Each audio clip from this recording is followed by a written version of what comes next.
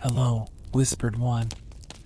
Tonight, let me take you on a journey through the life of a soul whose heart burned with a passion as bright as the stars, Vincent van Gogh.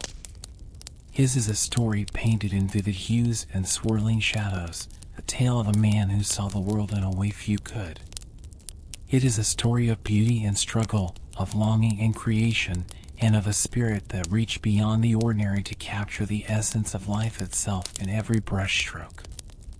Our journey begins in the quiet Dutch village of Zundert in the year 1853.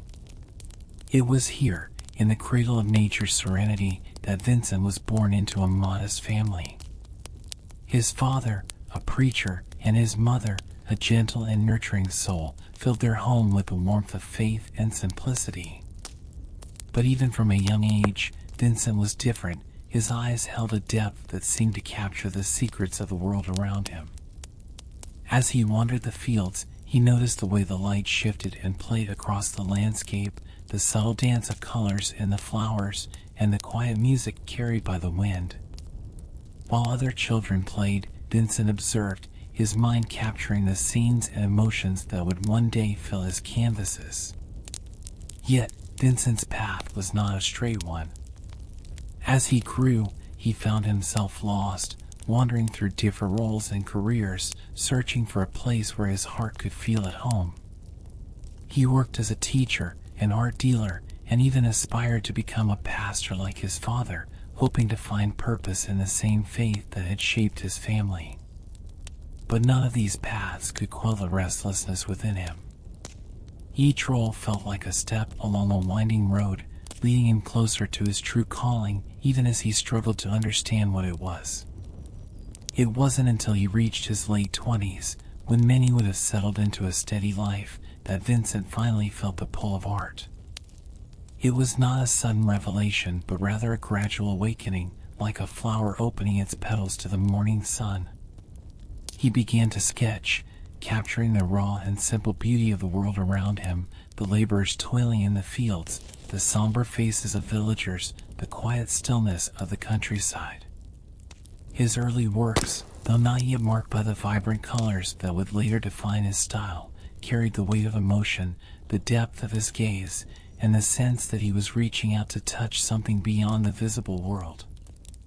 Vincent's journey into art was both a discovery and a reckoning. It was as if he had found the key to a door he had been searching for all his life, one that opened into a world where he could pour out the emotions he carried within him. But it was also a path filled with challenges, as his intense passion was often met with misunderstanding and isolation. The world around him, with its rigid conventions and expectations, struggled to understand the depth of his vision. Yet, even as he faced rejection, Vincent pressed on, pouring his heart into every sketch, every painting, using his art as a way to bridge the gap between himself and the world he longed to connect with. As we journey through Vincent's life tonight, whispered one, we will wander not just through the fields and villages of his early years, but into the bright, sunlit days of the south of France and the starry, restless nights of his later years. We will explore how the colors and light he captured on canvas were not merely reflections of the world around him, but expressions of the emotions and stories he carried within his heart.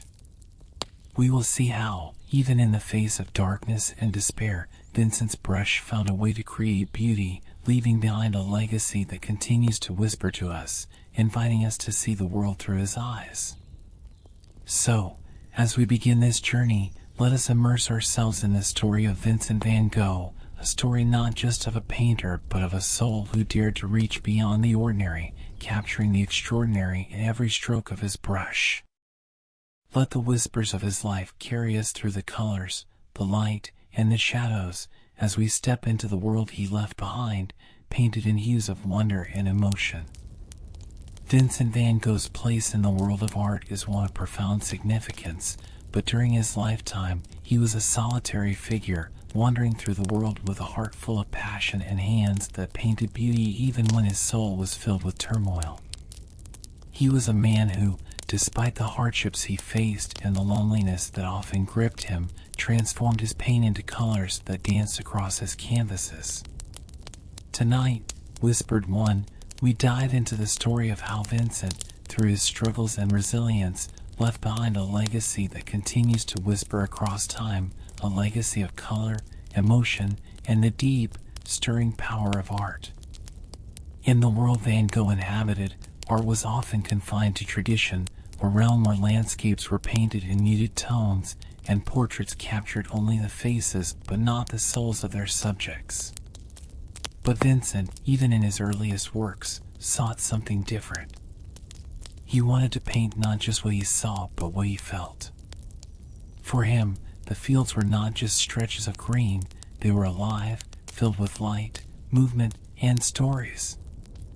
The night skies were not simply dark, they were vast, swirling realms of stars, pulsing with the mysteries of existence.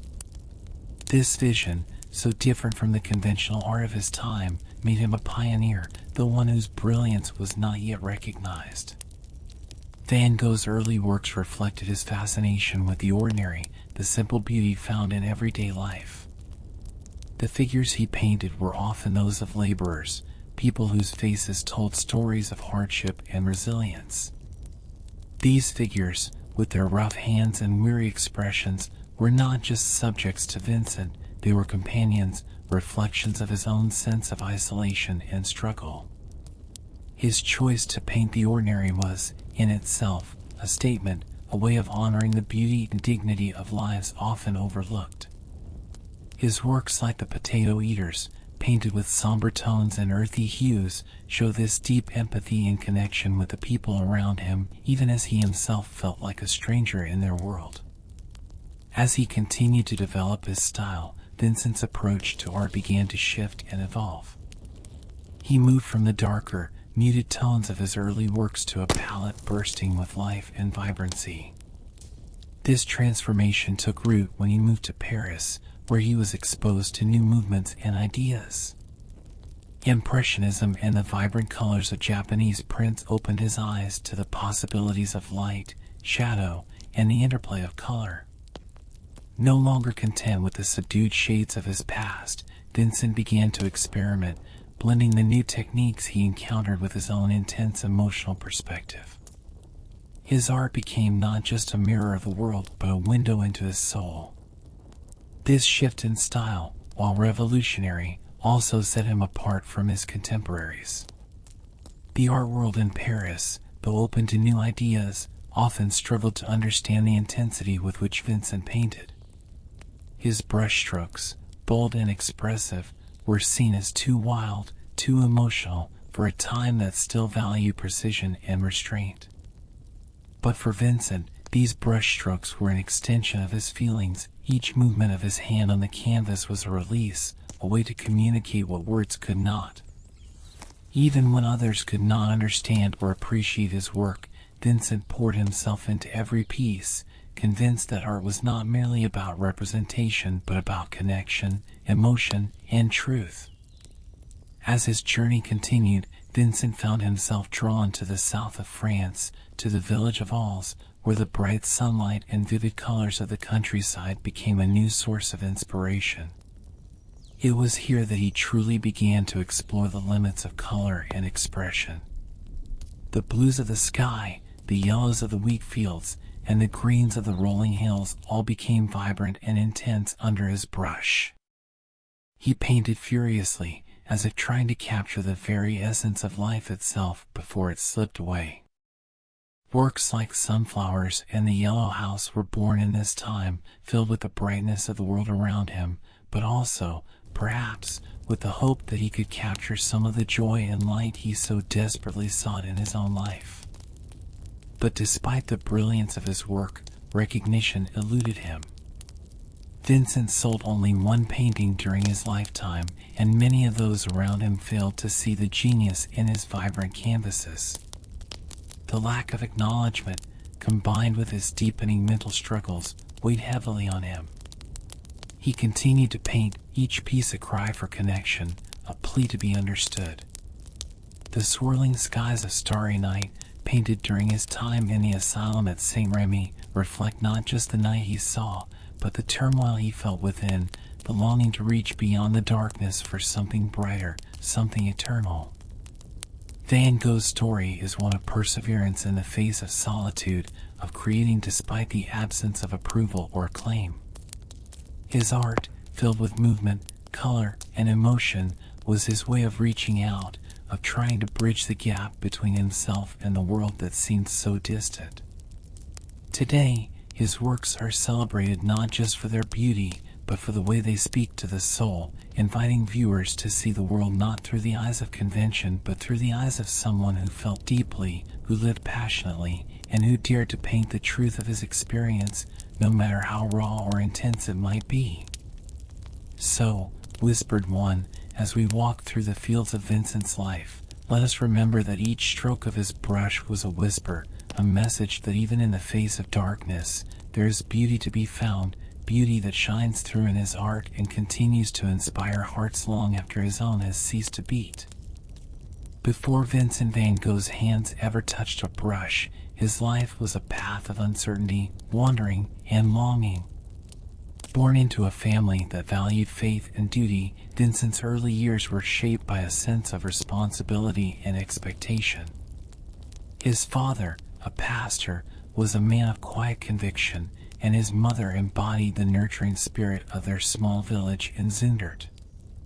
They hoped Vincent would follow a stable path, one that mirrored the steady, simple life they cherished. But even as a child, Vincent felt a restlessness, a sense that he was meant to explore something more, something deeper than what lay within the confines of their world. As a young man, Vincent tried to fulfill the expectations placed upon him. He ventured into various roles, hoping each one would bring him the sense of purpose he sought. At first, he became an apprentice art dealer, working for a prestigious firm in The Hague. Surrounded by paintings, one might think this was the perfect start for a young man destined for the world of art. But Vincent's sensitivity to the emotions behind each piece soon became a double-edged sword. He saw not just the beauty in the art, but the stories and struggles they captured, and it was these truths that fascinated and moved him. Yet, the world of dealing art, focused on sales and profits, felt hollow to him, lacking the deeper connection he longed for. Vincent's tenure as an art dealer eventually took him to London, where he found himself in a bustling city, far from the quiet fields of his childhood. In London, Vincent experienced both inspiration and heartbreak. He fell deeply in love, but the affection was unreturned, a wound that left him feeling more isolated than ever before. His love, like many aspects of his life, was intense, consuming, and ultimately unfulfilled. The rejection deepened his sense of loneliness, and he began to question his path, feeling as though he were an outsider in a world that moved too quickly, too indifferently for a soul as sensitive as his. Seeking solace and a new sense of direction, Vincent turned to religion, hoping that faith could fill the void he felt growing inside. He aspired to become a pastor, like his father, and enrolled in theological studies. For a time, it seemed as though he might find his purpose in the service of others. He became a lay preacher, traveling to the coal mining regions of Belgium to live among the miners, sharing in their hardships and offering spiritual guidance. There, in the soot and darkness of the mining villages, Vincent's empathy deepened. He saw the suffering of the miners, their lives marked by toil and hardship, and he felt a kinship with them, a connection to their struggles that mirrored his own internal battles. But Vincent's passion for helping the miners came at a cost. He gave away his own belongings, living in poverty alongside them, trying to offer them more than just words. This self-sacrificial way of living, while noble, was seen as excessive by church authorities. They criticized his unconventional methods, finding his intensity too extreme for the role he aspired to fulfill. Once again, Vincent's deep emotional connection and desire to give all of himself were seen as faults, and he was dismissed from his post, leaving him adrift and questioning his place in the world. The years that followed were a time of deep introspection and wandering. Vincent returned home, disillusioned and feeling as though he had failed in the eyes of his family and his own soul. Yet, it was during these solitary moments, as he wandered through the countryside and sketched the world around him, that a new seed of inspiration began to take root. He realized that art could be his way of connecting with the world, of expressing the emotions he had carried with him all his life, emotions that words had never quite captured. It was not a sudden revelation, but a slow awakening, as if the world he had observed so closely throughout his life finally revealed itself as his true calling. Vincent began to see that the colors of the fields, the faces of the people he had met, and the light that danced through the leaves could all be transformed into something meaningful on canvas. His sketches, at first simple and modest, grew in detail and emotion. For the first time, he felt a sense of belonging, a sense that, through his art, he could finally share the way he saw and felt the world. Vincent's early art was not yet the vibrant explosion of color that would define his later years, but it was a beginning. He focused on the simple beauty of rural life, the same life he had known as a boy. He drew farmers in the fields, workers in quiet toil, and landscapes that stretched out under the vast sky. These subjects were not grand or heroic, they were ordinary people and places, yet to Vincent they were profound. In their simplicity, he saw truth that echoed the depth of his own emotions. Despite these initial steps, Vincent's path as an artist was not without struggle. He had no formal training and faced the challenge of teaching himself, studying the works of others, and learning to translate the depth of his feelings into the strokes of his pencil and brush. His journey was one of trial and error, of learning not just how to see the world, but how to express it in a way that felt true to his vision. There were moments of doubt, times when he wondered if he had chosen the right path, but the pull of art was too strong. It became his refuge, the one place where he felt he could truly be himself, pouring out his emotions and finding solace in the act of creation. Tonight, whispered one, we see how Vincent's early years were not just a time of wandering, but a time of gathering the emotions, stories, and experiences that would one day fill his canvases with life. His journey was one of searching, of seeking a place where his heart and soul could feel at peace. And though it would take many years for him to find that sense of belonging, the seeds of his future brilliance were already being sown, waiting for the light and inspiration that would bring them to life. In the years before Vincent van Gogh fully embraced his path as an artist, the seeds of inspiration were quietly taking root. The world around him, filled with simple moments of beauty and life's ordinary struggles, began to stir his soul in ways that would later burst forth onto his canvases. Though he had wandered through various careers and paths, searching for a sense of purpose, it was these early influences, the people he met, the landscapes he walked through, and the art he encountered, that gradually drew him toward the world of painting. Tonight, whispered one, let us explore how these early sparks of inspiration shaped the journey of a man who would one day capture the light of sunflowers and the mysteries of the night sky. During his time as an art dealer, Vincent was exposed to an array of paintings that left a lasting impression on him. Even then, he was not merely a young man selling art, he was a soul absorbing the beauty, the stories, and the emotions behind each piece. The works of the old masters, with their mastery of light and shadow, spoke to him, and he began to understand the power that art could have. Though he did not yet realize it, these moments were like whispers, calling him toward his future as a painter. Vincent's heart was moved not just by the skill of these works, but by the way they seemed to capture life itself, the way a face could hold an entire world of emotion, or a landscape could tell 1,000 stories. But it wasn't only the art of the past that influenced him. Vincent's time in Paris opened his eyes to new, vibrant possibilities. Surrounded by the works of the Impressionists, artists like Monet, Pissarro, and Degas, he saw a different way of seeing the world. Their use of light, their celebration of the fleeting moments of life, and their willingness to break free from the rigid traditions of painting awakened something within him. The colors they used were alive, dancing on the canvas, and for Vincent, who had always been sensitive to the beauty of nature, this approach felt like a revelation. He began to understand that art could be more than a reflection of reality. It could be an expression of feeling, a way to paint not just what one saw, but what one felt in that moment. Another important influence was Vincent's fascination with Japanese art, particularly the ukiyo-e prints that he discovered during his time in Paris. These prints, with their bold lines, flat areas of color, and delicate depictions of nature, captured his imagination. He admired the simplicity and elegance of these works, their ability to convey a scene's essence with so few details. The way the Japanese artists depicted landscapes and everyday life resonated deeply with him, echoing his own desire to paint the world as he experienced it, full of vivid colors and raw emotion.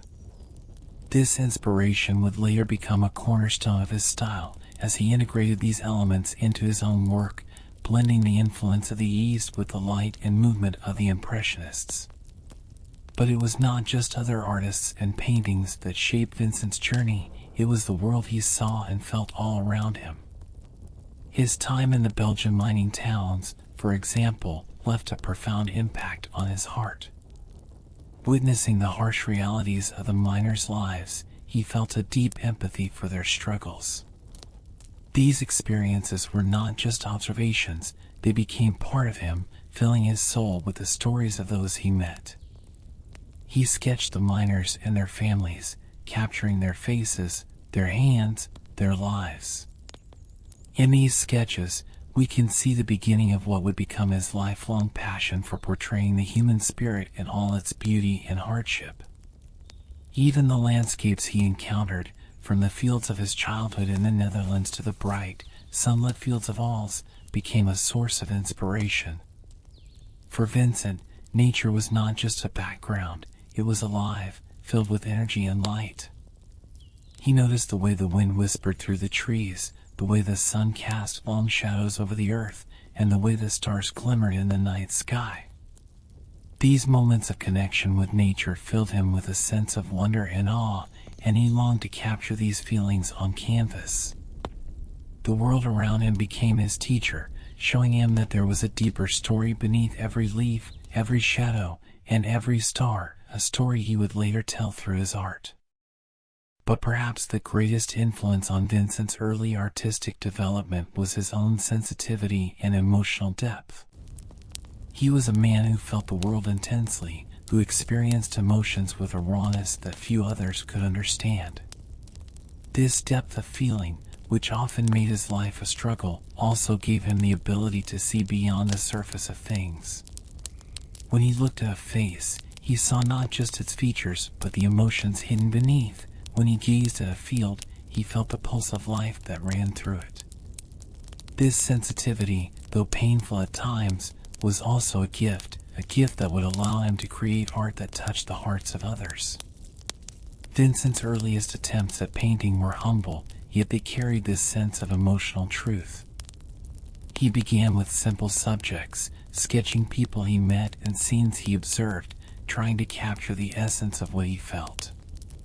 His early works may not have displayed the vibrant colors and bold brushstrokes of his later years, but they were filled with the same intensity, the same desire to connect with the world.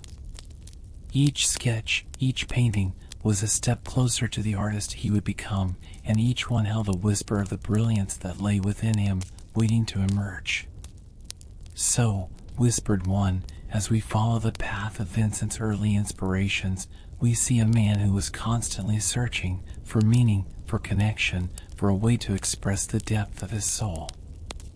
Though his journey was filled with uncertainty and moments of doubt, it was also filled with light, color, and the quiet whispers of the world calling him toward his destiny. In those moments, he was gathering the seeds of what would one day bloom into the vivid, swirling masterpieces that continue to enchant us today. As Vincent van Gogh's journey into the world of art truly began, it was not without struggle or uncertainty. His early steps as an artist were marked by both discovery and frustration as he navigated a path that was as unpredictable as the fields he once wandered. Tonight, whispered one, let us explore the beginning of Vincent's artistic journey, those early days when he experimented with his craft, finding inspiration in the simplicity of rural life and the quiet dignity of those around him. These first attempts, though modest, were the seeds that would grow into the vibrant and powerful art that would later define his legacy. When Vincent committed himself to art, he did so with the same intensity that characterized everything in his life. No longer content with observing the world around him, he immersed himself in the act of creation. In the small Dutch town of Nuenen, where he lived in the early 1880s, he began to sketch and paint the farmers and laborers who toiled in the fields. To Vincent, these figures were more than just subjects, they were the heart of the land, embodying the spirit of resilience and hard work. He saw beauty in their worn hands, their sun-weathered faces, and the simple, honest lives they led. Vincent's early works from this period, such as the Potato Eaters, reflect his fascination with the rural life he observed. Painted in dark, earthy tones, this piece captures a moment of simplicity, a family gathered around a table, their faces illuminated by the soft glow of an oil lamp. But this painting was more than just a scene of everyday life. It was Vincent's tribute to the people he felt a deep kinship with. He sought to honor their struggles, their unity, and their connection to the land. The figures in the Potato Eaters are not idealized. They are portrayed with a raw honesty, showing the roughness of their lives. Vincent wanted to convey the reality of their existence, believing that true beauty lay not in perfection but in the authenticity of life as it was lived. The somber palette of these early works reflected not only the mood of the subjects but also Vincent's own state of mind. At this point in his life, he was still finding his voice as an artist, and the darkness of his canvases mirrored the uncertainty he felt within. He was working tirelessly, often painting late into the night, driven by a need to capture the world he saw and felt so deeply. Yet, he struggled with doubt, wondering if his work was good enough, if his vision was too different from what was expected. His family, though supportive, did not fully understand his dedication, and the art world of the time paid little attention to his efforts. Despite these challenges, Vincent persisted. His art was his refuge, a place where he could express the emotions that words could not capture. During this period, he continued to explore the landscapes and the simple beauty of rural life, sketching everything from fields of wheat to cottages tucked into the countryside. Nature became a constant source of inspiration, and he felt a profound connection to the land, finding peace in the way the fields stretched out under the open sky, the way the light filtered through the trees, and the way the seasons changed the colors of the earth. Each painting was a step deeper into his own vision, a way of making sense of the world through the play of light and shadow. As Vincent painted, he was also learning, constantly studying the works of other artists and the techniques they used. He was particularly influenced by the realism of the Dutch masters, whose ability to capture the details of everyday life resonated with his own approach. He admired their use of light, the way they brought depth and texture to their subjects, and he sought to incorporate these elements into his own work. Yet, even as he drew inspiration from the past, Vincent's art remained distinctly his own, marked by an intensity and emotional depth that set it apart. His brushstrokes were bold, his lines expressive, as he tried to infuse his paintings with the feeling of the moment. The early years of Vincent's artistic journey were also a time of experimentation as he explored different mediums and techniques. He used charcoal, ink, and watercolor, experimenting with each to find new ways to express the world around him. Sketchbooks filled with studies of faces, hands, and landscapes show his dedication to his craft, each page a testament to his relentless pursuit of mastery.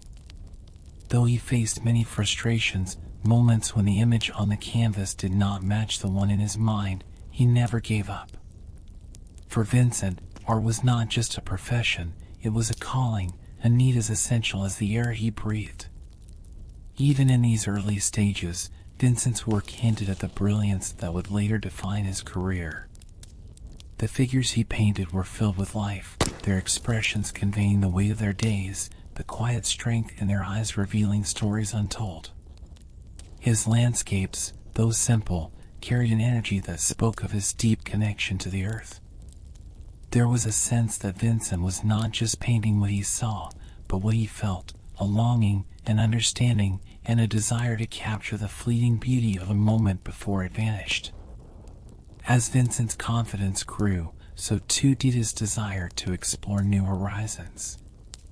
His work in Ninan was only the beginning, a foundation upon which he would build as he traveled to new places and encountered new ideas. But these early years, with their quiet fields and simple homes, would remain with him, influencing the way he saw the world and the way he painted it. The faces of the farmers, the play of light on a cottage wall, and the endless stretch of fields under the sky, all of these would become the building blocks of his art. "So," whispered one, as we walk through the early days of Vincent's artistic journey, we see a man finding his voice, learning to speak through his brush and his canvas. Though the road ahead would be filled with challenges, each step was a step closer to the artist he was destined to become. And though the world around him did not yet recognize his brilliance, the whispers of his talent were already present, waiting for the light that would bring them to life. Vincent van Gogh's journey took a transformative turn when he moved to Paris in 1886.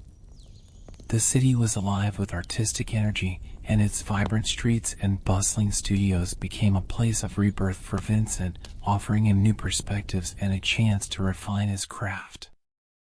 It was here, amidst the heart of the art world, that Vincent's vision began to evolve, and his style took on the vivid, expressive colors that would later define his work. "Tonight," whispered one, "let us wander through the lively streets of Paris with Vincent and witness how the city's light and creativity sparked a fire within him that would forever change the course of his art." Paris was a city bursting with possibilities. For a soul like Vincent, who had spent years immersed in the somber landscapes and rural simplicity of the Dutch countryside, the city offered a world of new experiences. He lived with his brother, Theo, who managed an art gallery and introduced him to the thriving art community. Through Theo, Vincent found himself in the company of artists who were experimenting with light, color, and form in ways he had never seen before. Impressionism, a movement that celebrated the fleeting moments of light and atmosphere, was flourishing, and its influence was immediate. Vincent saw how these artists, like Monet, Renoir, and Degas, captured the essence of a moment with dappled light and soft, shimmering colors, and he felt a new door opening before him. Vincent was deeply inspired by these new techniques, but he did not merely imitate what he saw. Instead, he absorbed these influences, blending them with his own intense emotions and vision. His palette began to shift from the earthy, muted tones of his early works to the vibrant, luminous colors that we now associate with his style. He experimented with blues, yellows, and greens, using them to convey the energy and emotion he felt within. He learned to see light not just as a way to illuminate his subjects, but as an essential part of the mood and feeling of a scene. In Paris, Vincent's canvases became alive with color, and his brushstrokes grew bolder, as if he were trying to capture not just the appearance of the city but its spirit. The influence of the Impressionists was only the beginning. Vincent also encountered the work of artists who were pushing boundaries even further, like Georges Seurat and Paul Signac, who were experimenting with pointillism, a technique that used small dots of color to create an image. Vincent was fascinated by the method, but rather than adopting it strictly, he used it as a way to enhance his own expressive style. His brushstrokes became more deliberate, each stroke a burst of energy, a way of conveying movement and life. His fascination with capturing the play of light and the vibrancy of color reached new heights, and he painted everything he saw, from the bustling streets of Montmartre to the quiet stillness of a cafe in the afternoon. Another pivotal influence on Vincent's work during his time in Paris was his discovery of Japanese art, particularly ukiyo-e prints. These woodblock prints, with their bold lines, bright colors, and emphasis on nature, opened Vincent's eyes to a different way of seeing the world. The Japanese aesthetic, with its harmony and simplicity, captivated him. He admired the way these prints could capture the beauty of a landscape or a moment with such clarity and elegance, using minimal detail but achieving maximum effect. Vincent began to collect these prints, studying them closely and incorporating their elements into his own work. He experimented with strong outlines, flat areas of color, and simplified compositions, all while blending these new techniques with his fascination for light and texture. The fusion of Japanese influence with his evolving style gave his work a unique energy, a bridge between the East and the West, and a new way to express his deep emotional connection to the world. Yet, for all the inspiration Paris provided, it was also a time of great challenge for Vincent. The city was crowded with talent, and despite his growing passion, he struggled to find recognition and acceptance among the art circles. The lack of success weighed heavily on him. He felt like an outsider, even among his fellow artists, and the pressures of the city sometimes left him overwhelmed. His relationship with Theo, while close and supportive, was also strained at times. Vincent's intensity, combined with his emotional and financial struggles, put a burden on their partnership. But despite these hardships, Vincent's determination did not waver. He continued to paint, using the city's energy and the new techniques he was learning as fuel for his creative fire. Paris was not just a place of inspiration, it was also a place of transformation. It was here that Vincent's vision began to crystallize, where he moved beyond merely experimenting with styles to finding his own voice.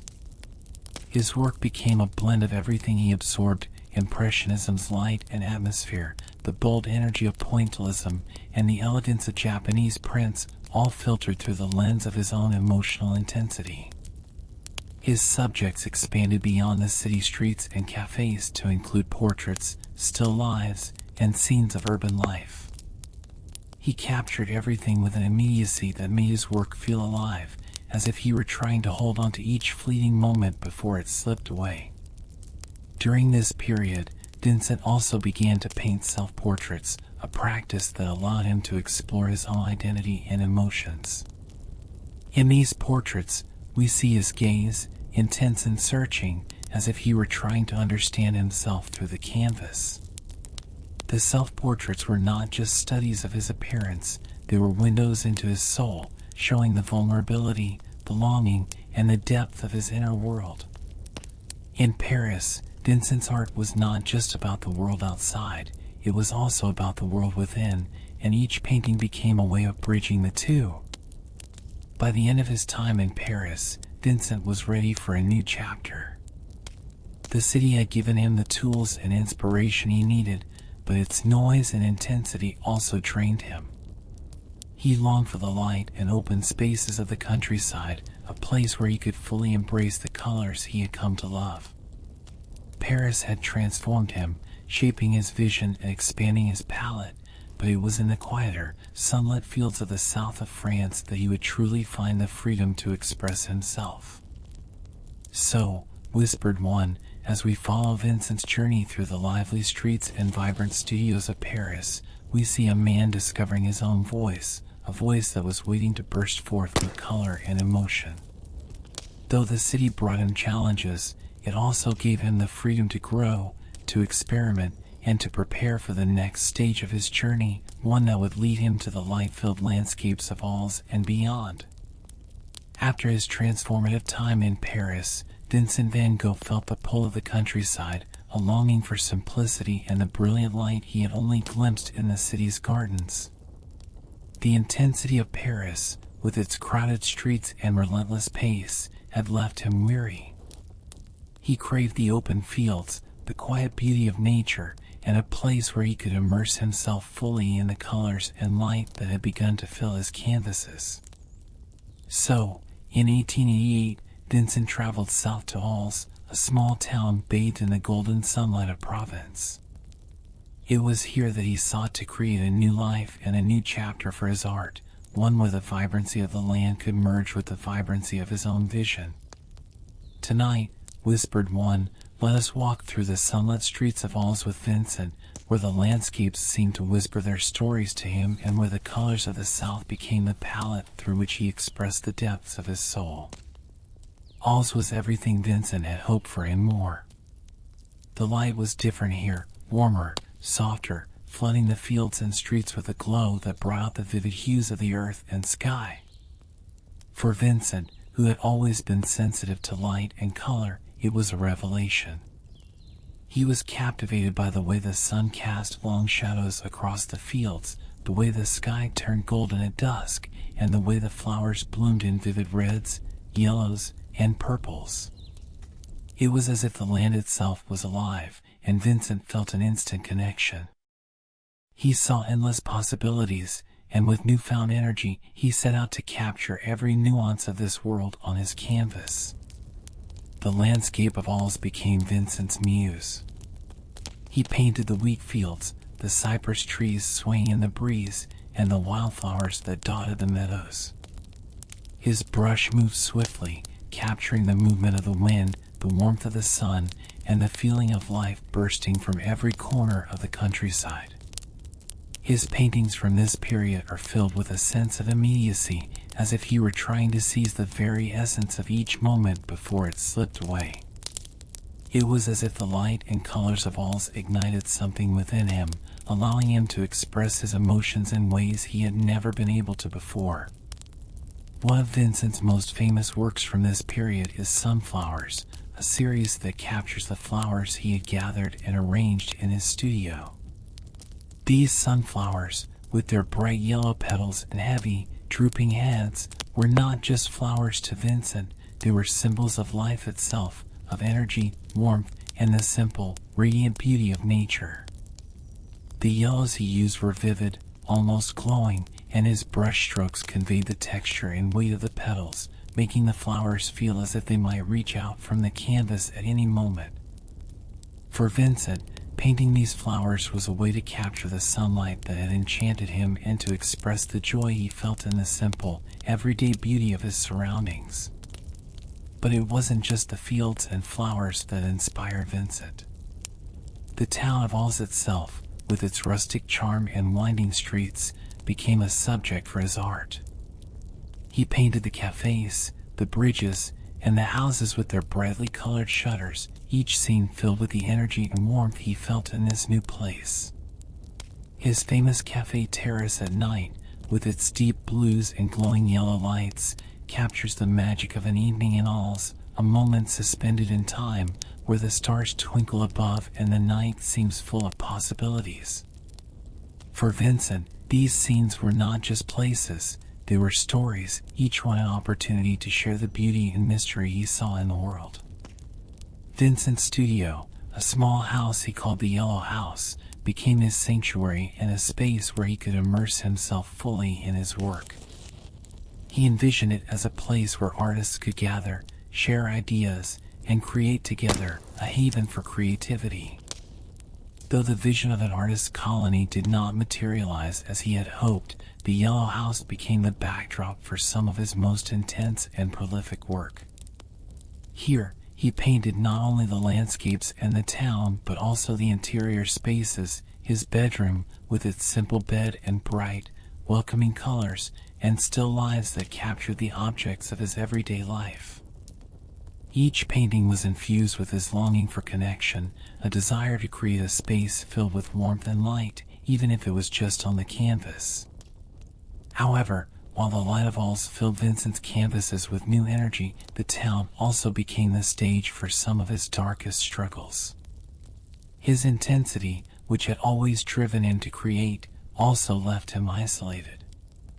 Despite his hope for camaraderie and collaboration, Vincent often found himself alone, his only companion being the canvases he filled with color. His dreams of forming an artist's community began to crumble as he struggled with his own inner demons.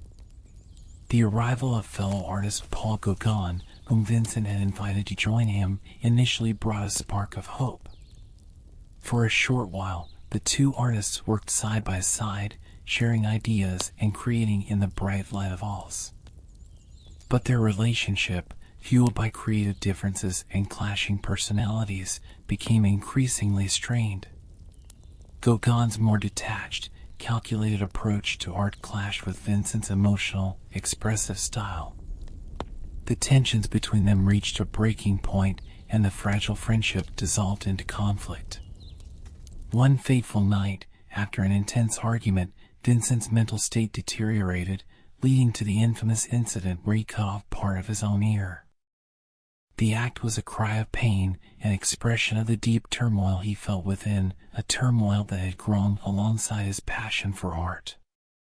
Following the incident, Vincent was admitted to the hospital in Arles, and his mental health became a concern for those around him. Yet, even in the face of this darkness, his art remained his refuge. While recovering, he painted the bedroom, a work that reflected both the peace he longed for and the simplicity of the life he was trying to build. The bright colors and comforting details of the room showed his desire for stability and a sense of home, even as he faced uncertainty and solitude. Despite the challenges, Vincent's time in Arles was one of the most productive and artistically rich periods of his life. The fields, the sunflowers, and the night skies he captured during this time would become some of the most celebrated works in art history. His passion for light, color, and the energy of the natural world shone through each piece, leaving behind a legacy that continues to enchant and inspire. "So," whispered one, "as we walk through the fields of Arles and stand beneath its starry skies, we see a man who poured his soul into his work, capturing the world with a fervor and intensity that could not be dimmed even by his darkest moments." It was here, in the warmth of the South, that Vincent's colors came alive, a testament to his relentless spirit and the beauty he saw in the world, even when that beauty was shadowed by pain. As Vincent van Gogh continued his journey in Arles, the vibrant colors and bright light that had initially filled his world began to merge with the shadows of his inner struggles. The town that had once been his sanctuary became the stage for a battle between his relentless passion for art and the darkness that had always lingered within him.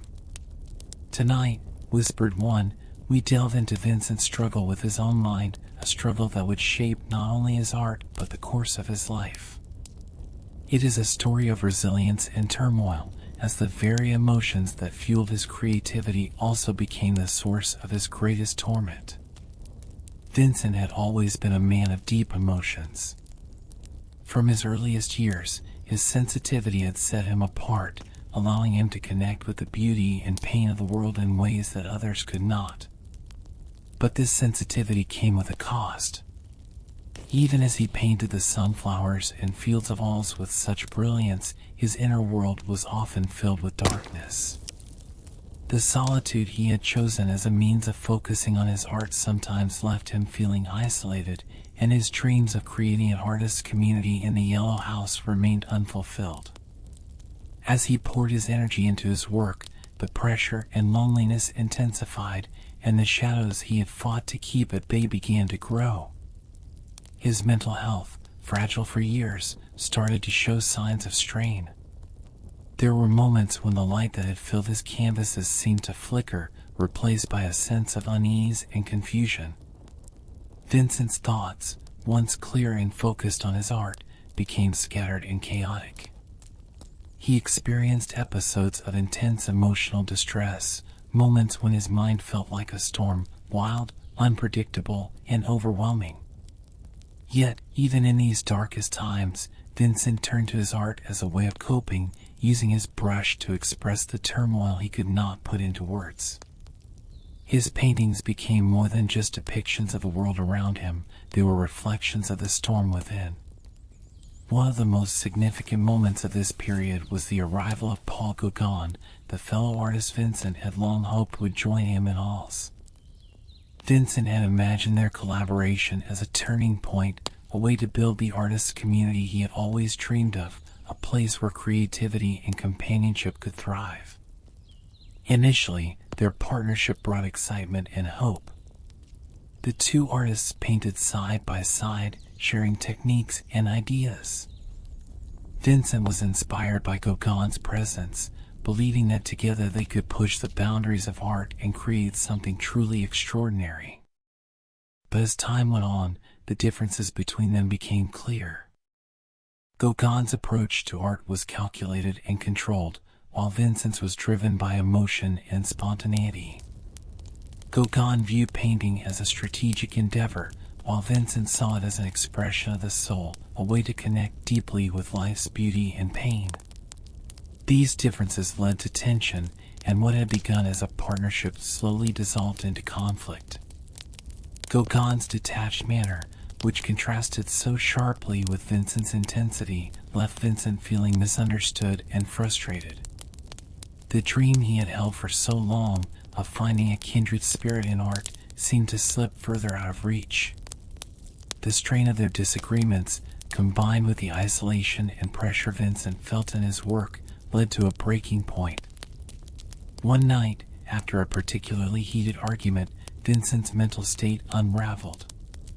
In a moment of profound despair, he took a razor and cut off part of his own ear, a desperate act that was both a cry for help and an expression of the deep pain he carried inside. The incident shocked not only Gauguin but the entire town of Arles. Vincent, who had been the strange but harmless painter in their midst, was now seen as a man on the edge. Following the incident, Vincent was admitted to the hospital, his mind and body exhausted by the intensity of his emotions. The doctors in Arles were perplexed by his condition, unsure how to treat the artist whose mind seemed as vivid and chaotic as his paintings. Despite the physical and emotional pain he endured, Vincent continued to paint even within the walls of the hospital. It was as if art was the only way he could make sense of his own thoughts, the one thing that kept him tethered to reality when everything else seemed to be slipping away. During this time, Vincent's art took on a new dimension. The bright colors of Arles remained, but there was a sense of tension in his brushstrokes, a restlessness that reflected his inner turmoil. He painted the Red Vineyard, a piece filled with the fiery glow of the sunset and the movement of workers harvesting grapes, as if trying to capture the fleeting beauty of life itself. He also painted self-portraits, his gaze intense, searching, and filled with an unspoken question. In these portraits, we see a man looking at himself and trying to understand the depths of his own pain, using his art as both a mirror and a form of therapy. Despite the darkness he faced, Vincent's passion for painting did not wane. In fact, it intensified, as if the act of creation was the only way he could keep his demons at bay. His work during this period was marked by a desperate energy, each brushstroke a way of fighting back against the shadows that threatened to consume him. The cafe he painted in the night cafe, with its eerie, almost oppressive light, and the wheat fields he captured in their swirling, golden beauty, all seemed to hold attention, a sense of both the beauty and the chaos of life intertwined. Vincent's struggle with his own mind was a battle that few around him could understand. Even those who cared for him, like his brother Theo, were helpless in the face of his suffering. The town of Arles, once a place of inspiration, now became a place where Vincent's presence was met with unease. People whispered about the artist with the bandaged ear, the man who painted as if he were possessed by something unseen.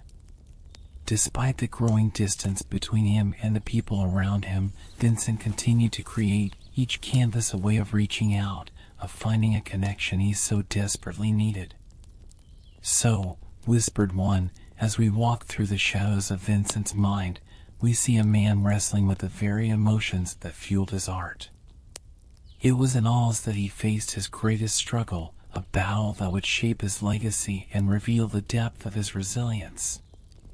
Even in the face of darkness, Vincent's passion for life and beauty shone through, his art becoming a beacon of light amidst the turmoil, a reminder that even in our darkest moments, there is something within us that seeks to create, to connect, and to endure.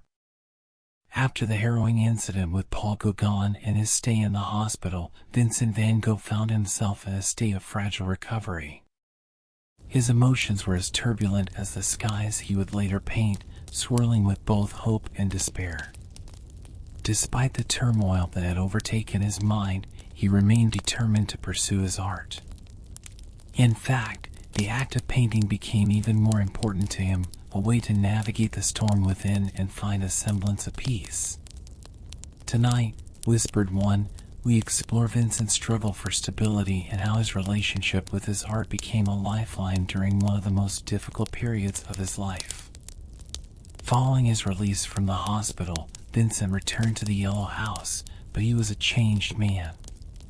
The year incident had left a mark not only on his physical body, but also on his spirit. He knew the shadows that haunted him were deepening, yet he still clung to his passion for painting as a way of keeping those shadows at bay.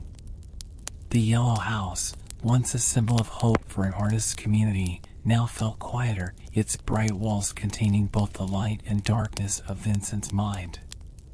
He continued to create, but the energy in his work shifted. It became more urgent, more intense, as if he were racing against time to capture all the beauty and emotion he felt before it slipped away.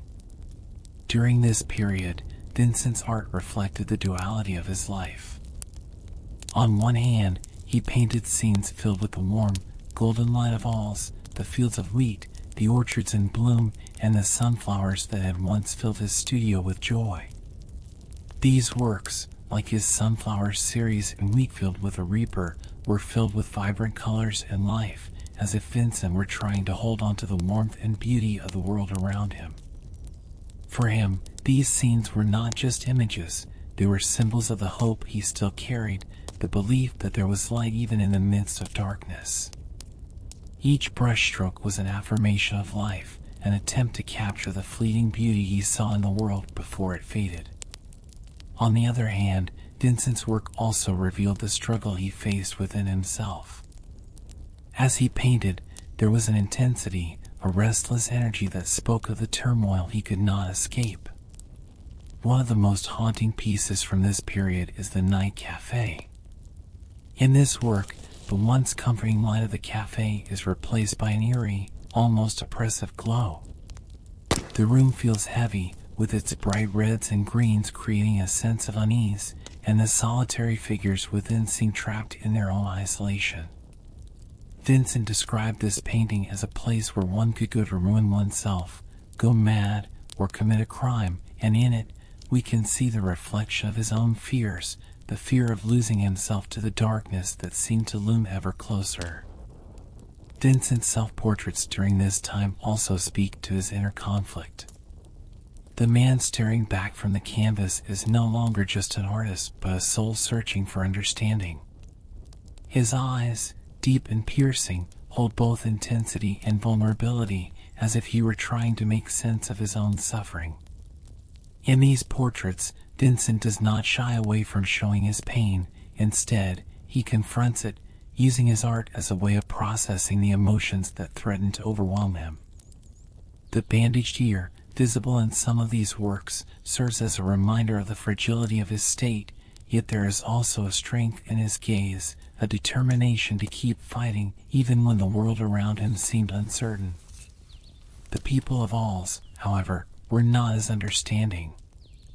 As rumors of Vincent's behavior spread, the townspeople grew wary of the strange artist with the bandaged ear who wandered their streets, painting with a passion that seemed both admirable and alarming. The community, once a place of inspiration for Vincent, became a source of tension. People whispered about his state of mind, and some even expressed fear. This growing sense of alienation weighed heavily on Vincent, amplifying the loneliness he already felt. The town council eventually petitioned to have him removed from the Yellow House, believing that his presence was a danger to the community. For Vincent, this was another blow, a reminder that despite his best efforts to connect with the world through his art, he remained an outsider. Yet, even as he faced rejection and isolation, Vincent continued to find solace in his work. He painted with an urgency, as if every canvas was a chance to prove to himself and the world that he still had something to offer, something beautiful to create. One of his most poignant works from this period is Van Gogh's chair. In this painting, the simple wooden chair, positioned in the soft light of his studio, becomes a symbol of both solitude and endurance. The empty chair, with its modest details, a pipe resting on the seat, the warmth of the sunlight falling across its surface, seems to tell a story of quiet resilience. It's as if Vincent, through this simple object, was expressing his own longing for a sense of home, a place where he could belong, even as he faced the uncertainties of his own mind. As the tensions in Arles reached a peak, Vincent recognized that he needed a change, a place where he could seek help and find peace. In May 1889, he voluntarily entered the asylum at Saint-Paul-de-Mausole in Saint-Rémy province.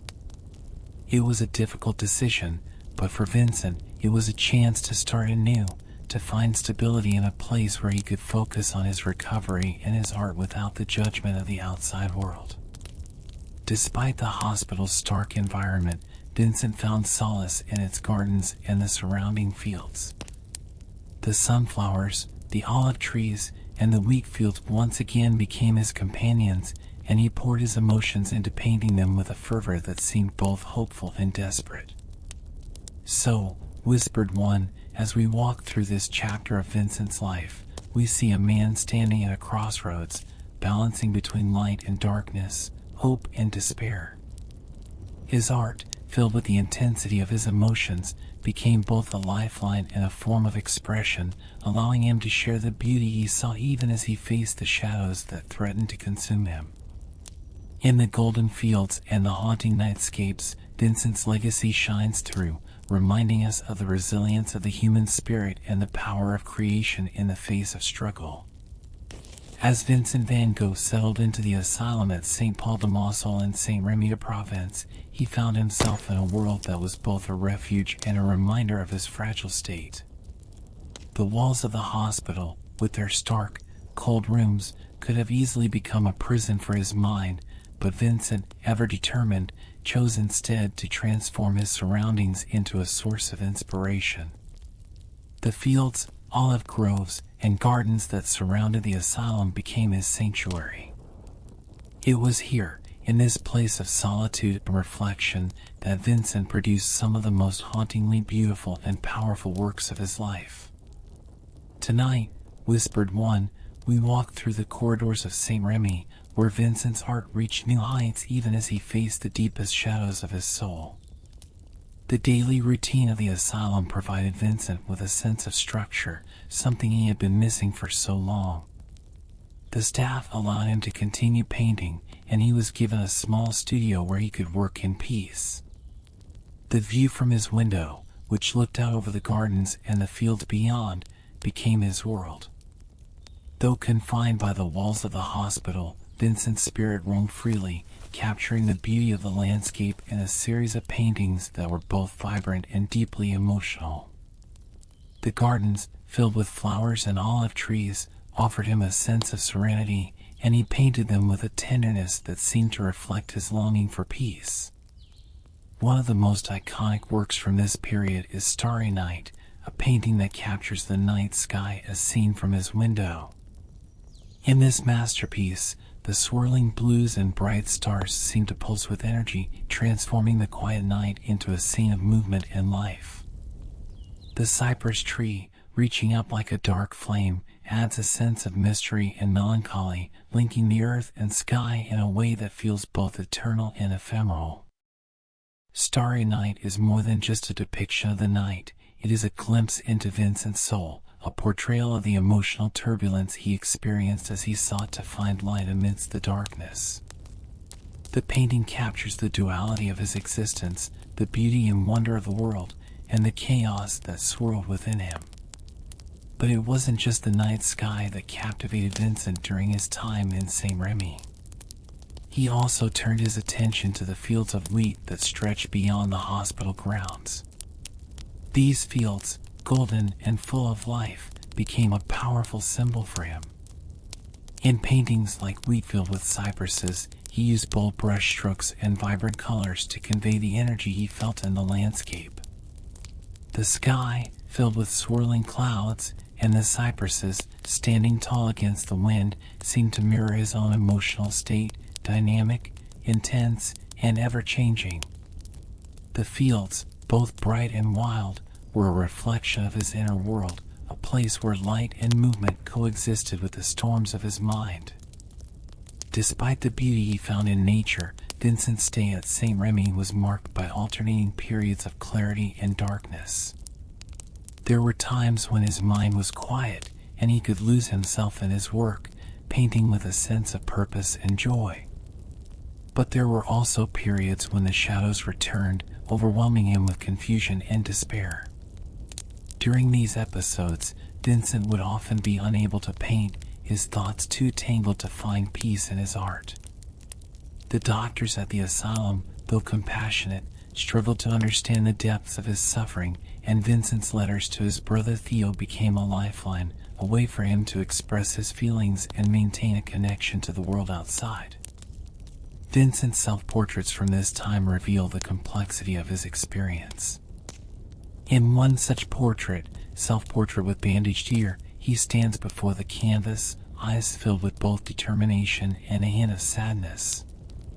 The bandage on his ear is a visible reminder of his fragility, yet his gaze is steady, as if he is challenging himself to continue despite the pain. These portraits were not just about capturing his likeness, they were a means of confronting his own identity, a way to look himself in the eye and find strength in the act of creation. Even in the face of uncertainty, Vincent's art was an affirmation of life, a testament to his desire to keep painting, keep feeling, and keep expressing the world as he saw it. The olive groves surrounding the asylum also became a source of solace for Vincent. He painted them repeatedly, their twisted trunks and silvery leaves becoming symbols of resilience and strength. In works like Olive Trees, he captured the play of sunlight filtering through the branches, the vibrant green of the leaves dancing in the breeze. For Vincent, these trees were more than just a subject, they were a metaphor for his own struggle, a reminder that even in the midst of adversity, there was a beauty that persisted, a life that continued to grow. His brushstrokes, filled with energy and movement, seemed to breathe life into the canvas, transforming the simple trees into powerful expressions of hope. Yet, even as he found moments of peace in his work, the isolation of the asylum and the unpredictability of his episodes weighed heavily on Vincent. He longed for the companionship of fellow artists and the camaraderie he had once dreamed of building in Arles. Though he received letters and support from Theo, the physical distance between them left Vincent feeling alone. The reality of his fragile mental state and the constraints of the asylum sometimes led to feelings of despair as he questioned his place in the world and his ability to continue his work. Despite these struggles, Vincent's time at Saint-Rémy was one of extraordinary creativity. In the year he spent there, he produced more than 150 paintings, a body of work that stands as a testament to his resilience and the depth of his passion. Each canvas was an attempt to capture not just the world outside, but the world within him, a way to transform his suffering into something beautiful. His art became a language of emotion, speaking to the viewer with an intensity and honesty that few could match. "So," whispered one, "as we walk through the olive groves and fields of Saint-Rémy, we witness a man who, despite the darkness that threatened to overwhelm him, found light in his art." Vincent's story is one of courage and determination, a tale of a soul who, even when confined by the walls of an asylum, reached out to the world with his brush, filling it with the colors of his vision. It is a reminder that even in our most challenging moments, there is a power within us to create, to connect, and to leave behind a legacy that continues to inspire and move the hearts of those who follow. After leaving the asylum at Saint-Rémy, Vincent van Gogh made his way north to Arles in May 1890, seeking a fresh start and a place where he could find both peace and inspiration. Arles, a quaint village on the outskirts of Paris, promised the tranquility of the countryside he longed for. He also held the hope of proximity to his brother Theo and the art community in Paris. With the help of Dr. Paul Gachet, a physician sympathetic to artists and their struggles, Vincent settled into this new chapter of his life. Tonight, whispered one, we wander through the fields and streets of Arles with Vincent, where his art reached its final, and perhaps most powerful, phase. In Arles, Vincent was captivated by the lush landscapes and the gentle rhythm of rural life. The fields of wheat, the quiet cottages, and the winding paths leading through the village offered him endless inspiration. Despite the darkness he had faced, Vincent was filled with a renewed sense of purpose, eager to paint the beauty around him. He threw himself into his work with an intensity and energy that suggested a longing to capture everything he saw, as if he knew time was slipping away. Dr. Gachet, the physician who looked after him, was both a friend and a kindred spirit. Gachet, himself an amateur painter and lover of the arts, understood the complexities of Vincent's mind. He encouraged Vincent to paint and provided him with the support he needed, offering him a sense of stability that had been missing in his life. Gachet's presence was comforting, and Vincent even painted his portrait, capturing the doctor's thoughtful, melancholic expression. In this painting, Portrait of Dr. Gachet, we see a mirror of Vincent's own soul. Both men were artists at heart, and both carried an unspoken sorrow that seemed to bind them together.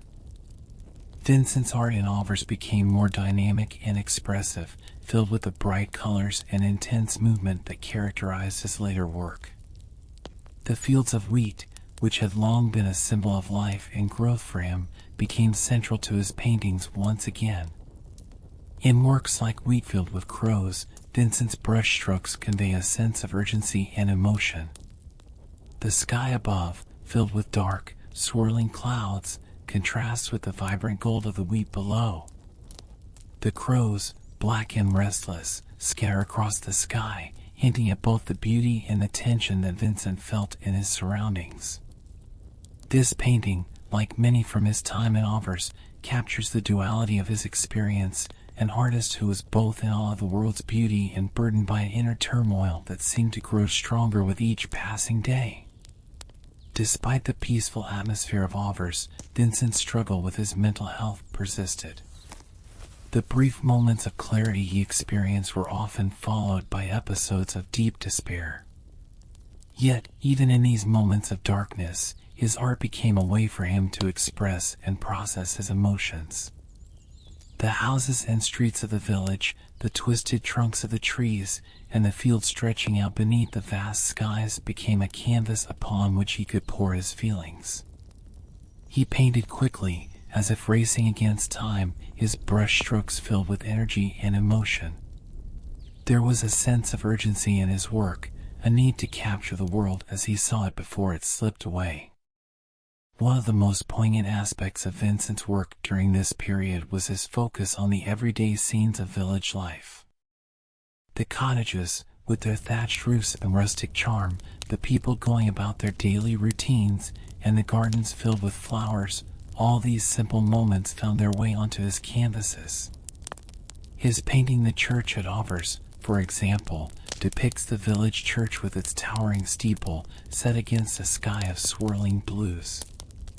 The church, a symbol of faith and stability, contrasts with the dynamic energy of the landscape, reflecting the tension Vincent felt between his desire for peace and the chaos that lingered within him. In Arles, Vincent also continued his exploration of portraits, seeking to capture not only the likeness of his subjects, but the essence of their inner worlds. His portraits from this time are filled with a sense of empathy and understanding, as if he were trying to connect with the people around him in a way that transcended words. Through his paintings, He sought to bridge the distance he felt from the world, using art as a way to communicate his emotions and to share the beauty he saw in the faces of those he met. His portraits, though vibrant and expressive, often carry a hint of sadness, a reflection, perhaps, of his own feelings of isolation and longing for connection. Despite his intense productivity, Vincent's letters to Theo reveal the depth of his struggle. Though he painted with passion, he could not escape the shadows that had followed him for so long. The uncertainty of his future, coupled with his sense of being a burden to his brother, weighed heavily on him. He feared that his art, despite all his efforts, would not be enough, that the beauty he captured on canvas could not erase the darkness within. His sense of urgency grew, and the fields he painted, filled with life and movement, seemed to echo his own racing thoughts. Vincent's time in Arles, though short, was marked by an outpouring of creativity. He produced more than 70 paintings in just over 2 months, each one filled with a vitality and intensity that spoke of his deep connection to the world. Yet, beneath the vibrant colors and energetic brushstrokes, there was also a sense of fragility, a feeling that, for Vincent, the light he was chasing might always be just out of reach. "So," whispered one, "as we walk through the fields and streets of Arles with Vincent, we see a man striving to find peace and beauty in a world that felt both welcoming and distant." His art, filled with life and color, was his way of holding onto the light, even as the shadows gathered around him. In these final months, Vincent's legacy took its most powerful form, a testament to the strength and resilience of a soul who, despite all the darkness, continued to see the world in colors that only he could capture. As Vincent van Gogh continued his work in Arles, he was driven by an urgency that seemed to intensify with each passing day. The quiet village, with its lush fields and rustic charm, provided a sense of calm that allowed him to immerse himself fully in his art. But beneath the surface of this idyllic setting, Vincent's inner turmoil persisted, manifesting in both his work and his personal struggles. Despite the beauty of the surroundings, there was a tension in the air, and Vincent's need to capture every detail of the landscape and the life around him became more desperate. "Tonight," whispered one, "we explore Vincent's final months in Arles, where the beauty of the countryside intertwined with the shadows that loomed ever closer." In these months, Vincent's art was at its most prolific. He painted feverishly, moving from canvas to canvas, capturing everything from the golden wheat fields that stretched out to the horizon to the quiet paths winding through the village. The landscapes of Arles became his sanctuary, offering him a sense of freedom and a way to express the emotions that words could not contain. Yet, the intensity of his work revealed an underlying sense of urgency, a race against time. It was as if Vincent knew that the light he was chasing was slipping away, and he felt a deep need to capture as much of the world's beauty as he could. The wheat fields, which had long been a central theme in Vincent's art, took on new significance in Arles. To him, they were symbols of life's cycle, of growth, harvest, and renewal. But they also represented the passage of time, the fleeting nature of life, and the inevitability of endings. In paintings like Wheatfield Under Thunderclouds, Vincent depicted the fields beneath a dark and stormy sky, the golden wheat swaying in the wind as if caught between the calm and the storm. The sky, with its rolling, ominous clouds, seemed to mirror Vincent's own state of mind, a mind caught between the beauty of the present and the fears of what lay ahead. The tension in these paintings is palpable, as if the landscape itself is holding its breath, waiting for the storm to break. Another iconic work from this period is Wheatfield with Crows. In this painting, the wheatfield stretches out before the viewer, the golden stalks reaching toward a sky filled with dark, swirling clouds. Crows, symbols of both life and death, fly across the scene, their black forms stark against the vibrant yellows and blues. The path that winds through the field leads off into the distance, disappearing into the unknown. There is a sense of both movement and stillness, of a moment caught between two states. The painting feels charged with emotion, the brushstrokes filled with intensity, as if Vincent were pouring all his feelings, his hope, his despair, and his longing into the canvas. For many, Wheatfield with Crows is a powerful reflection of Vincent's state of mind during these final months, a haunting portrayal of beauty on the edge of chaos. Despite his artistic productivity, Vincent's personal letters to Theo during this time reveal a man deeply conflicted. He expressed a profound sense of gratitude for his brother's support, yet he also felt burdened by the thought of being a financial strain on Theo's growing family. Vincent's fears of failure and inadequacy weighed heavily on him. He questioned whether his art was enough, whether all the beauty he tried to capture could ever balance out the darkness he felt. He worried that despite his efforts, he would never find the peace he longed for, and these thoughts seeped into his work, giving his paintings both their urgency and their poignancy. His relationship with Dr. Gachet, while a source of comfort, was also marked by moments of doubt. Though Gachet was sympathetic to Vincent's struggles, Vincent sometimes questioned whether the doctor could truly understand the depths of his torment. In his letters, he expressed a sense of isolation even as he tried to find solace in his art. Dr. Gachet, with his own melancholic disposition, became both a friend and a mirror, reflecting the same sadness that Vincent felt within himself. Their bond, while meaningful, highlighted the loneliness that still lingered in Vincent's heart. In these months, Vincent's exploration of portraiture also deepened. He painted the people of Arles, capturing their quiet dignity and their connection to the land. His subjects ranged from farmers to children, each portrait filled with an empathy and tenderness that spoke to Vincent's longing for connection. In these faces, he sought to capture not just the likeness of the individuals, but the essence of their lives, their joys, their hardships, and the stories etched into their eyes. The act of painting these portraits was, for Vincent, a way of reaching out, of finding a sense of belonging in a world where he often felt like an outsider. Yet, despite his best efforts, the sense of distance remained, a reminder that even in the company of others, his soul wandered alone. In the church at Arles, another notable painting from this time, Vincent depicted the village church with its towering steeple and sharp angles, set against a turbulent sky. The colors in the painting are vivid and dynamic, with the deep blues and greens creating a sense of movement and unease. The church, usually a symbol of stability and sanctuary, appears almost foreboding, as if it too is caught in the same storm that rages within Vincent's mind. The winding path leading to the church splits into two, leaving the viewer uncertain of which way to go. The painting, with its sense of restlessness, captures Vincent's inner conflict, a soul torn between the search for peace and the turmoil that persisted. Despite the darkness that lingered, Vincent's connection to the landscape of Arles gave him moments of solace. The gardens he painted, with their bright blooms and twisting vines, offered him a sense of life's continuity. The flowers, captured in his work with bold and expressive colors, seemed to whisper of renewal and hope even in the midst of struggle.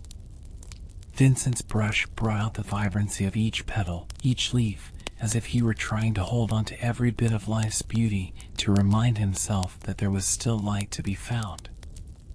As Vincent walked through the fields and streets of Arles, he was both an observer and a participant in the quiet rhythms of village life. The simplicity of these moments, children playing, farmers tending their crops, and the soft glow of sunlight on the rooftops, filled his canvases with a sense of immediacy and tenderness. His paintings became a way of capturing the fleeting beauty he saw around him, each one a moment suspended in time, a memory he could hold on to when the darkness felt overwhelming. "So," whispered one, as we follow Vincent through the fields of Arles, we see a man caught between the light and the shadows, racing to capture the world's beauty even as he faced his own inner storms. His art, filled with both life and intensity, was his way of reaching out, of trying to find meaning and peace in a world that felt both welcoming and distant. And in these final months, his legacy took on its most powerful form, a testament to the resilience of a soul who, despite all the darkness, continued to seek the light with every brushstroke. In the final weeks of his life, Vincent van Gogh's work in Arles became a poignant blend of hope and despair, beauty and pain. The village's fields, cottages, and gardens continued to be his sanctuary, yet beneath the surface of his intense productivity, a deepening sense of uncertainty and anguish took hold. Vincent's brush moved with increasing speed, as if he were in a race against time, trying to capture every fleeting moment of beauty before it slipped away. Tonight, whispered one, let us explore Vincent's last days in Arles, where his art became both a cry for connection and a testament to his unyielding spirit. By this time, Vincent's output was extraordinary. He produced one painting after another, immersing himself in the fields, gardens, and pathways of Arles. Each canvas was a piece of the world he loved so dearly, a way to hold on to the light he found in the countryside and in the faces of the people around him. But even as he filled his canvases with vibrant colors and movement, there was a sense of fragility in his work, a feeling that these moments, as beautiful as they were slipping through his fingers. It was as if he knew that the peace he was searching for might always be just beyond his reach. One of his most striking works from this period is Wheat Field with Crows, a painting that many interpret as his final masterpiece. In this haunting scene, the wheat field stretches out under a sky heavy with dark clouds, filled with the restless movement of crows taking flight. The colors are bold and dramatic, the golden wheat contrasting with the deep blues and blacks of the sky, creating a sense of both beauty and foreboding. The path that cuts through the field seems to lead nowhere, disappearing into the distance. There is an air of uncertainty, of something unresolved, as if Vincent was trying to capture not just the landscape before him, but the emotional landscape he carried within. The crows, symbols of both life and death, add a sense of tension to the scene, their flight hinting at the fleeting, fragile nature of existence. In this work, Vincent's emotions come alive, his brushstrokes filled with a sense of urgency and intensity that speaks to the turmoil of his final days. Even as he painted these powerful scenes, Vincent struggled with feelings of isolation and despair. Despite the support of his brother Theo and the guidance of Dr. Gachet, he could not escape the shadows that had followed him throughout his life. His letters from this time reveal a man caught between the love he felt for the world and the fear that he would never find a place within it. He expressed deep gratitude for Theo's unwavering support, but also a sense of guilt for being a burden to his family. The thought of being unable to provide for himself and his brother's family weighed heavily on him, and he worried that, despite all his efforts, his art might not be enough to justify the sacrifices others had made for him. The quiet streets and fields of Arles, while offering moments of solace, also served as a reminder of Vincent's solitude. Though he painted the villagers and their everyday lives with empathy and tenderness, he often felt like a distant observer, unable to connect with them in the way he longed for. His sense of loneliness, coupled with the unpredictable episodes of his mental illness, created an emotional strain that intensified in his final weeks. Despite his attempts to focus on the beauty around him, there were days when the darkness seemed to close in, leaving him feeling isolated and uncertain. Vincent's portraits from this time reflect his complex emotions. In his portrait of Dr. Gachet, he captures the doctor's contemplative expression, filled with a sadness that mirrors Vincent's own. Gachet's eyes, weary and reflective, seem to hold the weight of unspoken sorrow, as if both he and Vincent were united in their shared understanding of life's fragility. In painting Gachet, Vincent was not just creating a likeness, he was exploring the depths of human emotion, using his art as a way to connect with another soul. The portrait is filled with a quiet intensity, the colors vibrant but subdued, as if Vincent were trying to capture the balance between strength and vulnerability that he saw in both Gachet and himself. Despite the emotional and physical toll of these final weeks, Vincent remained committed to his art. He continued to wander through the fields and gardens of Arles, capturing the light and colors that filled his world. His paintings of the gardens, with their tangled vines and bright blooms, were filled with a sense of life and renewal, as if he were reaching for the hope he still believed in. The vibrant greens and yellows in these works speak of a deep love for nature, a longing to hold on to the beauty he saw around him. In these moments, his brush seemed to whisper of a world that was still full of wonder, even amidst the darkness. On July 27, 1890, Vincent ventured out into the fields with his easel and paints one final time. He had been struggling more intensely with his emotions, and the weight of his despair had become too much to bear. In a moment of overwhelming darkness, he shot himself in the chest, a tragic act that echoed the deep turmoil he had faced throughout his life. He managed to return to his room, where he was later found and tended to by the local doctors.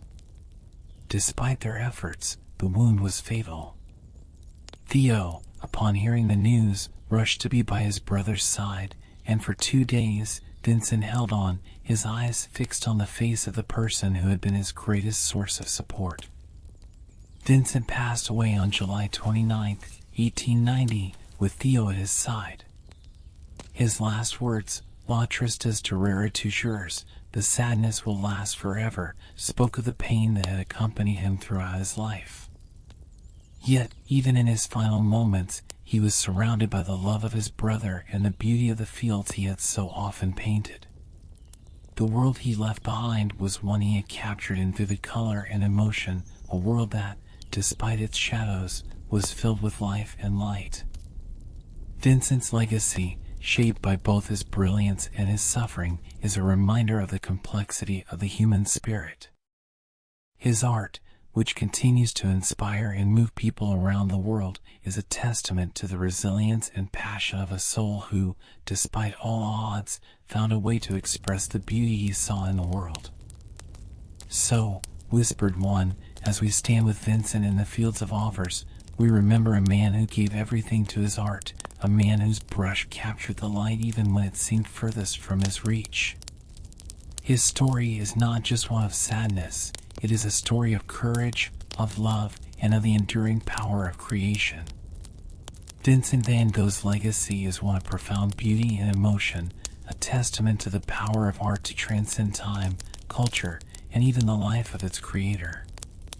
Despite his struggles and the loneliness that marked much of his existence, Vincent's work continues to touch hearts and inspire generations around the world.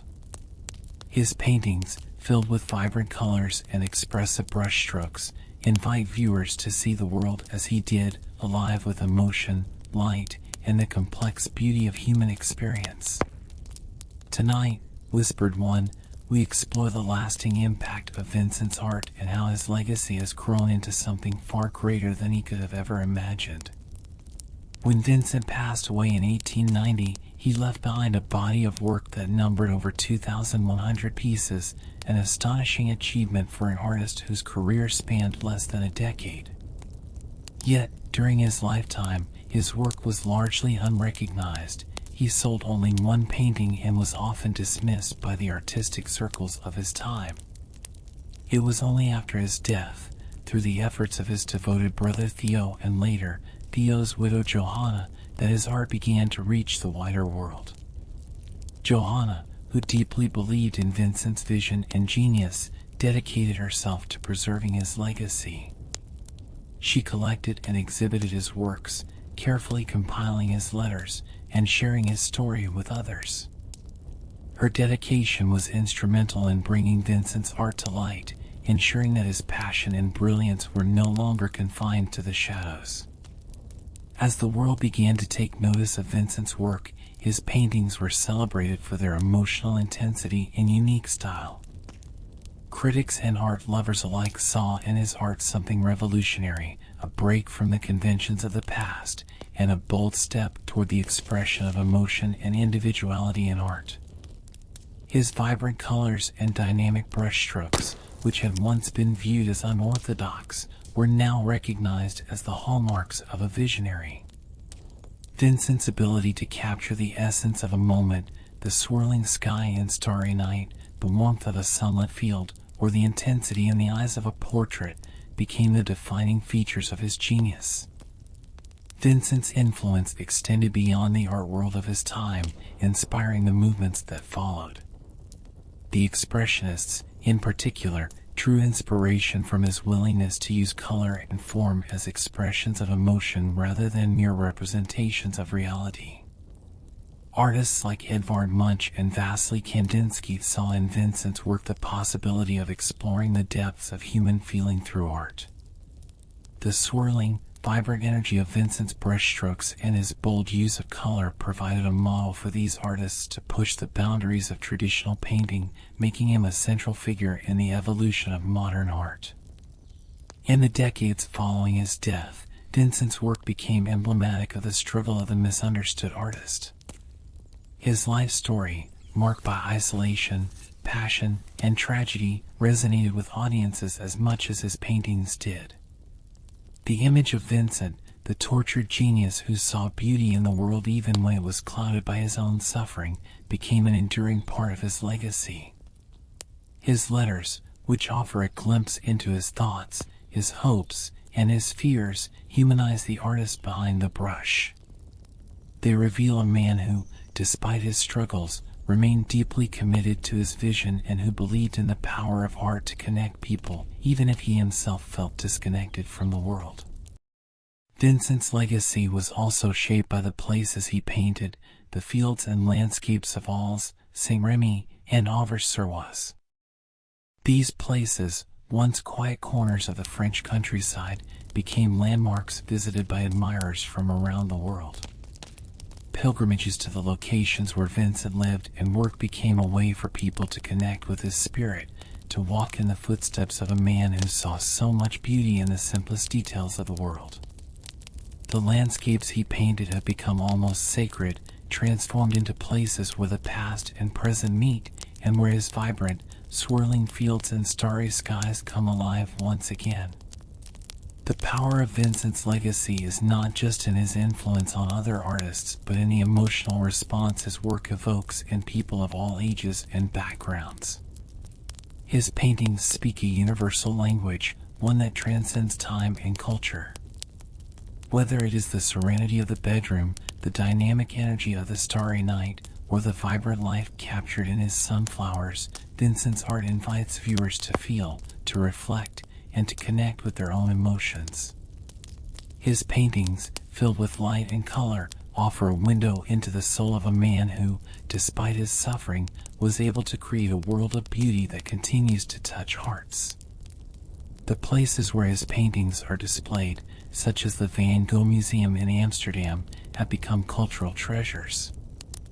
These spaces not only showcase his work but also tell his story, bringing people closer to the artist whose vision transformed the way we see the world. The Van Gogh Museum attracts millions of visitors each year, all drawn to the magic of his art and the story of his life. His paintings, displayed side by side with his letters, create a narrative that intertwines his creative brilliance with his personal struggles, allowing viewers to understand the depth of his experience and the passion that drove him to create. In the modern age, Vincent's influence has extended beyond the walls of museums. His art has found its way into popular culture, from books and films to immersive exhibitions where his paintings are brought to life through technology, allowing audiences to step inside his world. These digital experiences, which transform his swirling skies and colorful fields into moving landscapes, make his work accessible to new generations, ensuring that his legacy continues to grow. Vincent's art has become a symbol of resilience and the power of creativity, a reminder that even in the darkest moments, there is beauty to be found. So, whispered one, as we walk through the legacy of Vincent van Gogh, we see how his art, born from a place of passion and pain, has become a beacon of light for those who come after him. His story, though marked by struggle, is one of triumph, of an artist whose vision was so powerful that it transcended the boundaries of time and place, connecting hearts and inspiring minds across the world. In every brushstroke, Vincent's legacy whispers to us, inviting us to see the world not just as it is, but as it could be, filled with light, color, and the promise of something greater. Vincent van Gogh's influence on modern art is nothing short of revolutionary. His bold use of color, expressive brushstrokes, and emotionally charged compositions set a new standard for what art could be. While his contemporaries may not have fully appreciated his genius, the generations that followed recognized the transformative power of his work. From the early 20th century to today, Vincent's legacy has inspired artists, movements, and art lovers alike, shaping the course of modern art and proving that his vision was ahead of its time. Tonight, Whispered One, we journey through the impact of Vincent's work on modern art and the ways his legacy continues to resonate. After his death, Vincent's art became a catalyst for change in the world of painting. His work, once considered unconventional, was embraced by artists who saw in his vibrant colors and expressive technique a new way to explore emotion and the human experience. At a time when the art world was shifting from traditional realism to more abstract and expressive forms, Vincent's paintings provided a bridge. His work showed that art could move beyond the simple depiction of reality. It could be a window into the artist's soul, an emotional expression of what lay beneath the surface. His paintings were not just images, they were experiences, filled with life and movement, and they invited viewers to feel rather than simply observe. The Expressionist movement of the early 20th century found a profound source of inspiration in Vincent's work. Artists like Edvard Munch, Vasily Kandinsky, and Egon Schiele drew from his bold use of color and his ability to convey intense emotion. Munch, for example, was deeply influenced by Vincent's technique of using swirling, dynamic brushstrokes to express inner turmoil. In Munch's iconic painting, The Scream, one can see echoes of Vincent's approach, where the landscape becomes an extension of the emotional state of the subject. Like Vincent, Munch used color and movement to create a sense of urgency and intensity, demonstrating how Vincent's influence continued to shape the way artists express the human condition. Kandinsky, another pioneer of modern art, was fascinated by Vincent's use of abstraction to evoke feeling. He saw in Vincent's work the potential for art to move beyond the literal and into the realm of the spiritual. For Kandinsky, Vincent's paintings, filled with energy and emotion, were not just visual experiences but spiritual ones. This belief led him to push the boundaries of painting even further, creating abstract works that explored the connection between color, form, and emotion. Vincent's influence can be seen in the way Kandinsky experimented with these elements, blending them in ways that invited viewers to feel, connect, and interpret rather than simply observe. Fauvism, another movement that emerged in the early 20th century, also drew heavily from Vincent's work. The Fauve, led by artists like Henri Matisse and André Derain, embraced vibrant, unrestrained color as a means of expression. They admired how Vincent used color not just to depict reality but to convey mood and feeling. His willingness to paint with intense hues, turning fields into seas of gold, skies into swirling blues, and flowers into bright bursts of yellow, resonated with the Fauve. They took this boldness and pushed it further, using color as an emotional language, much like Vincent had done. In their works, the landscapes, portraits, and still lives become vibrant, pulsating with life and energy, echoing the spirit of Vincent's art. The Surrealists, too, found inspiration in Vincent's ability to transform ordinary scenes into dreamlike landscapes. Artists like Salvador Dali and Max Ernst admired how Vincent's work blurred the lines between reality and imagination. His iconic Starry Night, with its swirling skies and almost otherworldly quality, became a reference point for artists seeking to explore the dreamlike, subconscious elements of human experience. The way Vincent used movement and abstraction to create a sense of wonder and mystery provided a foundation for the surrealists who sought to unlock the hidden realms of the mind through their art. His influence helped them see that art could be a bridge between reality and the imagination, a way to explore the depths of the subconscious. Vincent's work also paved the way for abstract expressionism, a movement that dominated the mid-20th century. Artists like Jackson Pollock and Willem de Kooning were inspired by Vincent's approach to the canvas as a space for emotional expression. Pollock's energetic, splattered paintings, for instance, mirror the dynamic, expressive brushstrokes Vincent used in works like Wheatfield with Crows or The Night Cafe. These modern artists, like Vincent, treated the act of painting as a process of discovery, an unrestrained exploration of feeling and movement. They built upon his legacy, using the canvas as a stage where the mind and spirit could come alive, unencumbered by the need to recreate the physical world. Beyond the art movements Vincent inspired, his legacy is also seen in the countless contemporary artists who continue to draw from his emotional depth and technical brilliance. Today, exhibitions and immersive experiences bring his works to life in new and innovative ways, allowing audiences to experience his paintings in a visceral, interactive manner. These exhibitions, which use technology to create immersive environments based on Vincent's work, show how his art has not only survived the passage of time but has adapted to new forms, becoming a part of contemporary culture. They transform his paintings into living landscapes, inviting people to step inside his world and experience the colors, movement, and emotions that he poured into each canvas. Vincent's legacy extends beyond visual art. His life story, filled with passion, struggle, and perseverance, has become a source of inspiration for writers, filmmakers, and musicians.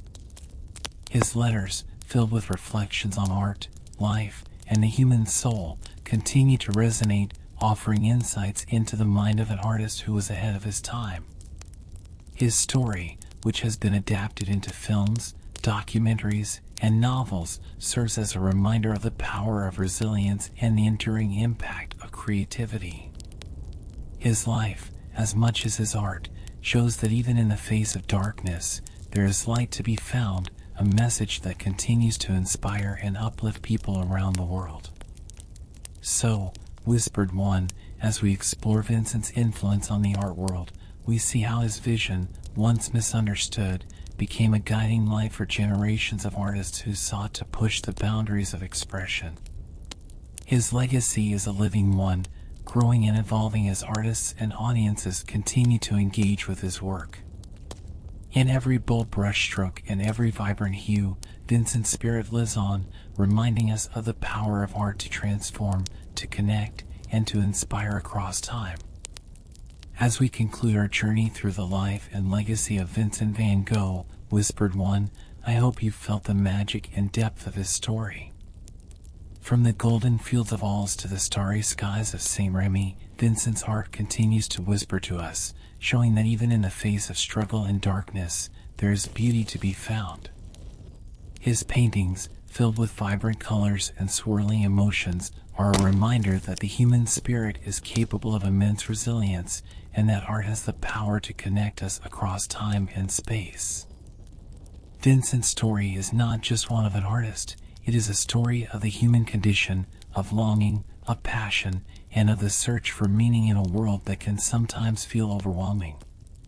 It is a story of courage, as Vincent faced his own shadows and still found a way to create light for others to follow. His legacy is a testament to the idea that even when we feel alone, our creations, our efforts, and our passions can leave an impact that reaches far beyond our own lives. Thank you for joining me tonight, whispered one, on this journey through Vincent's life. I hope his story has touched you as it has touched so many. Remember, there is always light to be found, even in the darkest times, and there is always beauty waiting to be discovered if we take the time to look. If you enjoyed this journey, please don't forget to subscribe, follow, and become a part of our community. Together, we can explore more stories that echo through history and whisper their secrets to those who listen. Until next time, sleep well, and may the stars shine bright in your dreams.